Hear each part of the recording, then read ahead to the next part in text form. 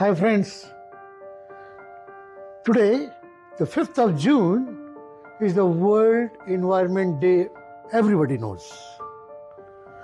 We all see nowadays how much climate change.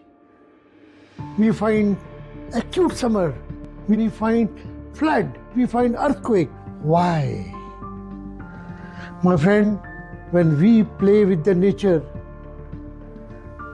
also plays with us. We cannot turn back the time. We cannot create forest. We cannot create water. We cannot create soil, but definitely we can preserve everything. We can recycle all the natural resources what is available. Friends, there is only one earth. There is no second earth. We need to preserve the natural resources. We need to recycle and we have to be sustainable.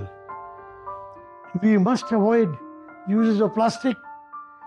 We must focus on planting the tree. We all know one tree can replace one air conditioner. This is the power of nature.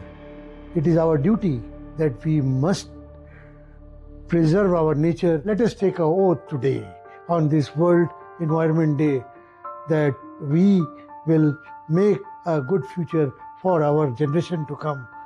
Thank you. Namaskar.